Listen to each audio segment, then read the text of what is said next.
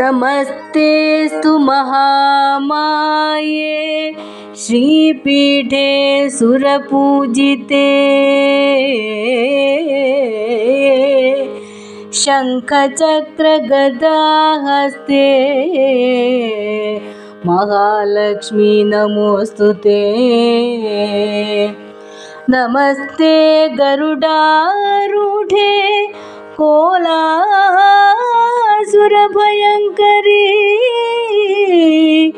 सर्वपापहरे देवी महालक्ष्मी नमोस्तुते।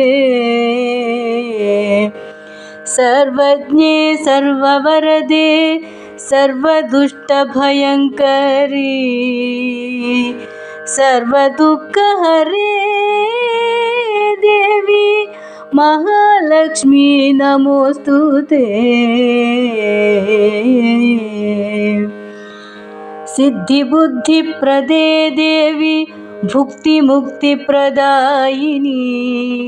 मंत्रमूर्ते सदा देवी महालक्ष्मी नमोस्तुते।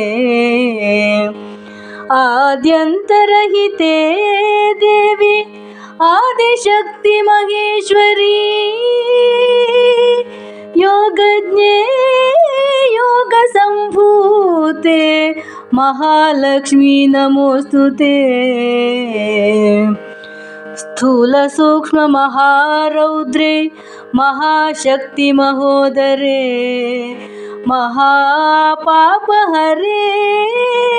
देवी महालक्ष्मी नमोस्तुते।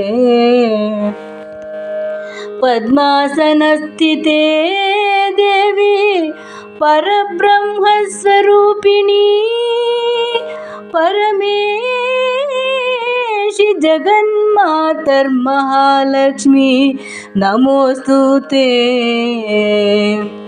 श्वेतांबरधरे देवी नानालङ्कारभूषिते जगस्थिते जगन्मातर्महालक्ष्मी नमोस्तुते। महालक्ष्म्यष्टकं स्तोत्रं यः पठेत् भक्तिमान् नरः सर्वसिद्धिमवाप्नोति राज्यं प्राप्नोति सर्वदा। एककाले पठे नित्यं महापापविनाशनं द्विकालं यः पठे नित्यं धनधान्यसमन्वितः त्रिकालं यः पठे नित्यं महाशत्रुविनाशनं महालक्ष्मीर्भवे नित्यं प्रसन्ना वरदा शुभा।